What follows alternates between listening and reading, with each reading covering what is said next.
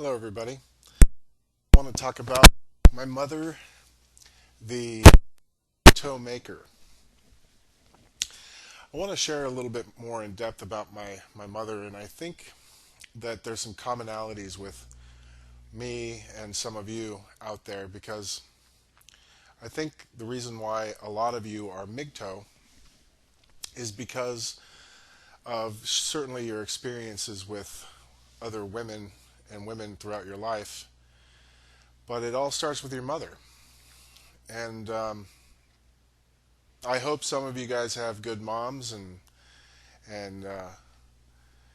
that's certainly enviable. But I didn't. My mother. Uh, when you're a kid, you just really don't know that your mother is a bad mother. You have no frame of reference, and as a kid, you certainly think your mom is a good mom. She feeds you, and she clothes you, and whatnot. But all I remember about the good or bad of my mother is just simply as in my own childish reasoning as a kid that I just wished things were different. My mother was not very affectionate. She was she was really sort of emotionally distant from me.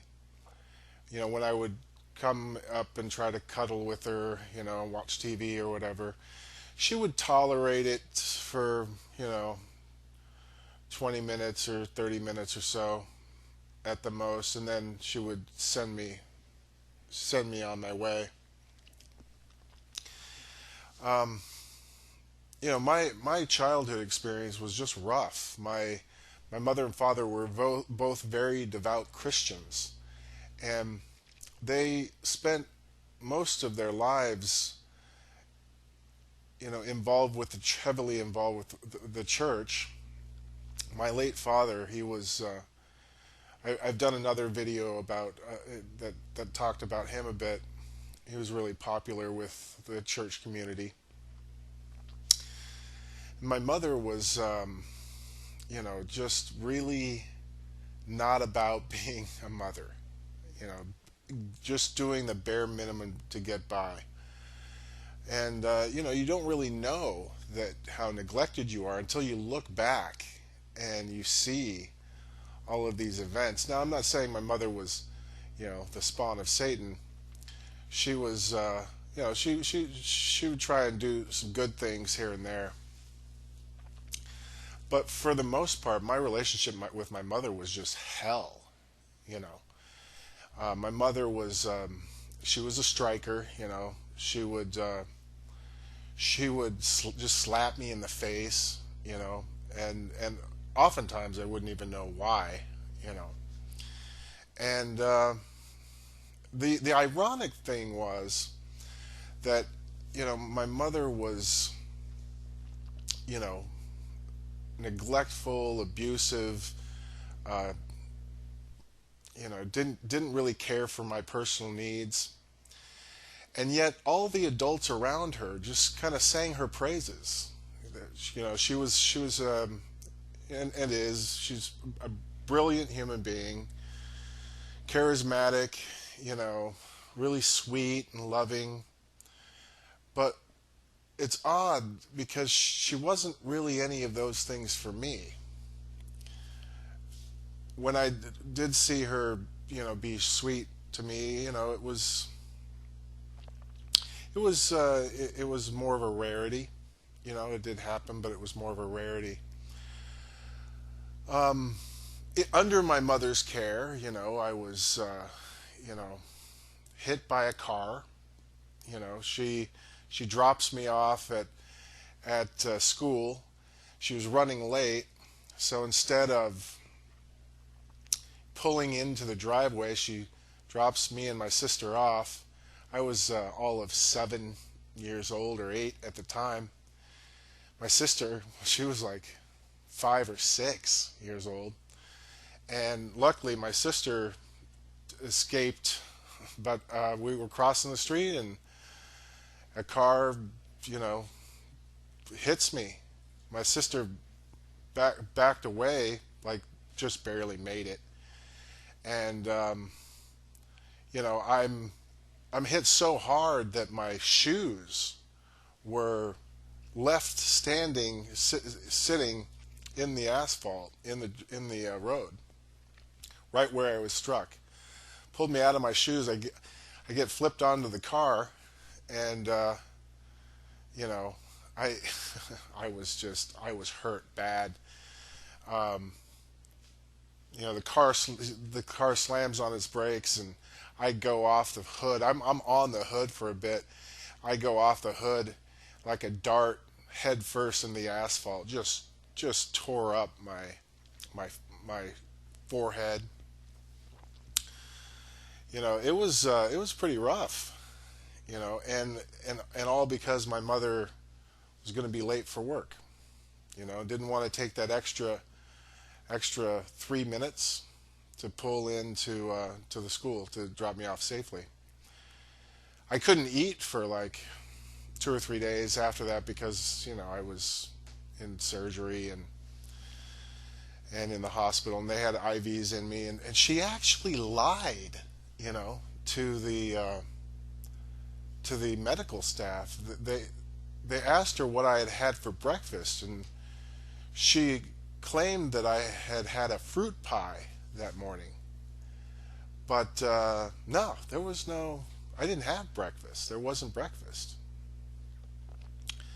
Um, it breaks my heart really to talk about this stuff because you want to view your mother as you know someone who loves you and who cares for you, you know, and thinks about you and thinks about your safety and wants to know that everything's okay with you.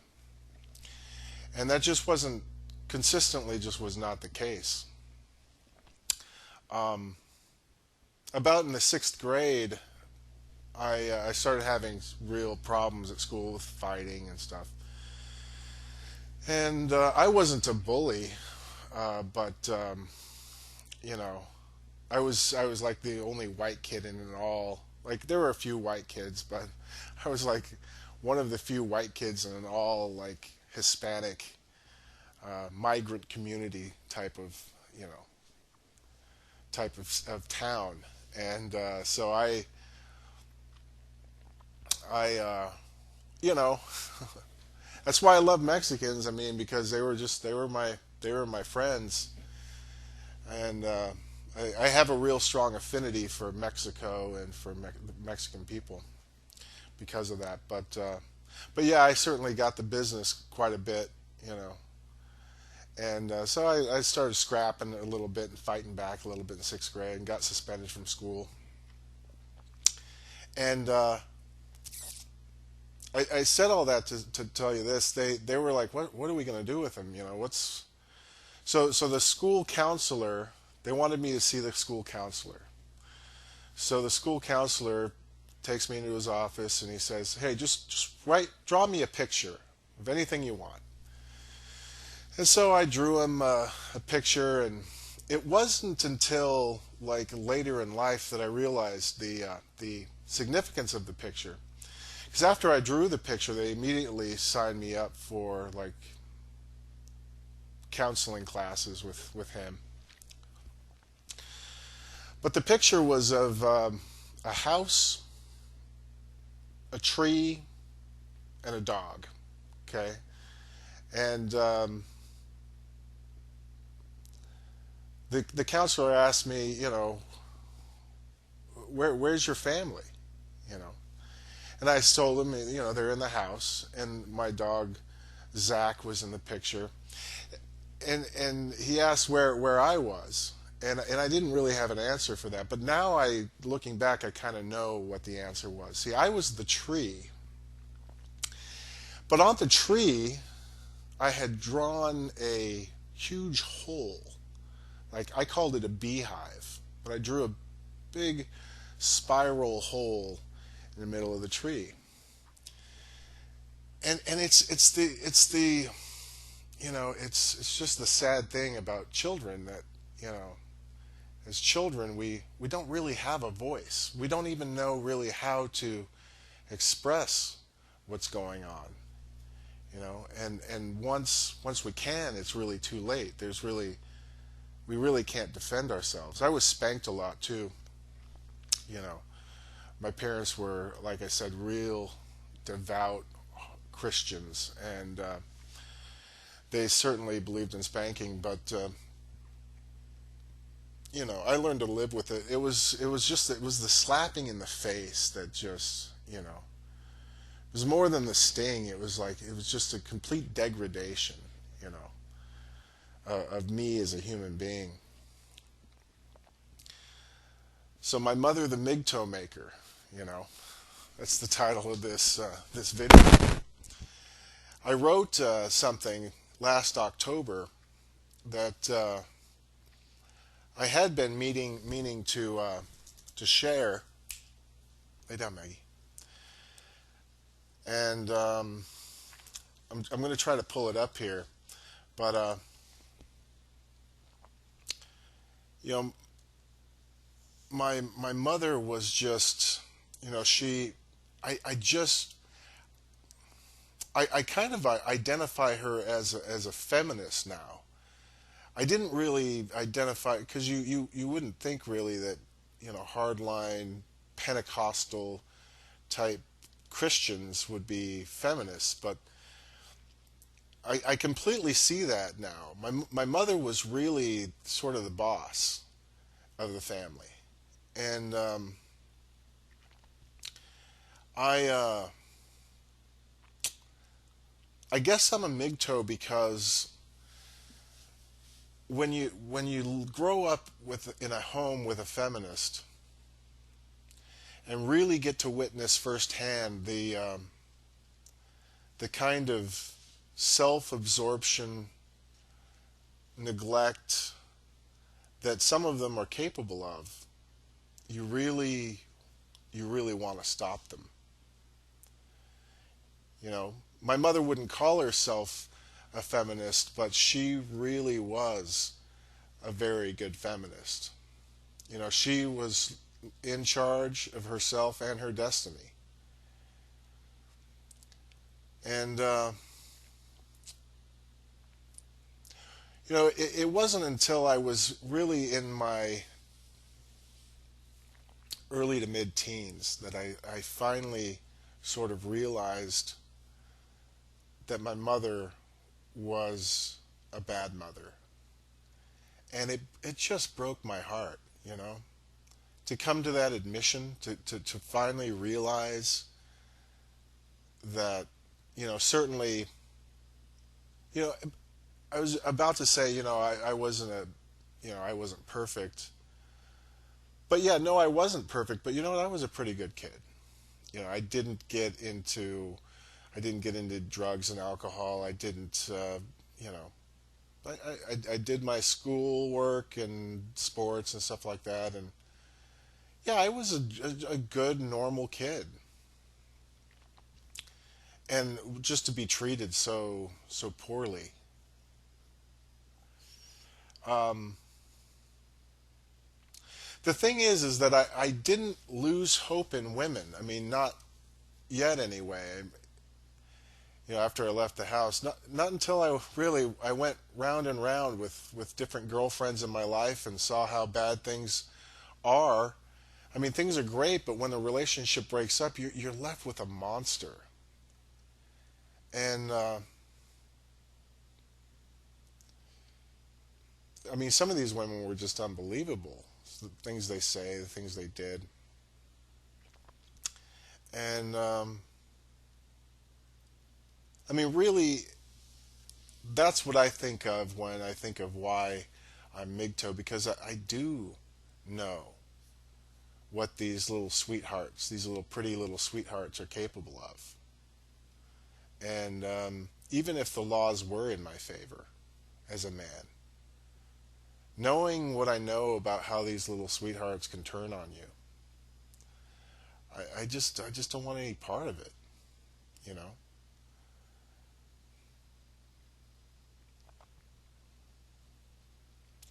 I began listening to Barbarossa and Paul Elam and Stardust and Girl Writes What, and these guys changed my life. You know, Girl Writes What is a girl, but you know, they changed my life really. You know, I was at a point where I needed some confirmation. I mean, I had done most of the work myself to get to that point where I wanted to sort of go my own way, but had no real way to sort of verbalize it. And they helped with that. Without ever knowing my mother and the women that I had to deal with, they were able to describe these women to a T. It was amazing. And it was at that point that I realized, you know, these women have to be stopped. This endless gushing praise for single mothers and for default praise for all mothers, it has to stop. You know, if all I can contribute to MGTOW is a Gandhi approach of passive resistance by not having a relationship with a woman and starving the system, so be it. But I would love to help other men see what I have seen and save them from the heartbreak and, yeah, I mean, financial ruin that can come of, you know, dealing with the modern American female. You know, and when I say that, I'm well aware that there are, and I have friends that are women, and one or two of them are in pretty pretty good marriages, you know, but a lot of them aren't, you know, or you know have been so burned they they don't want to get married either. So anyway, that's my story.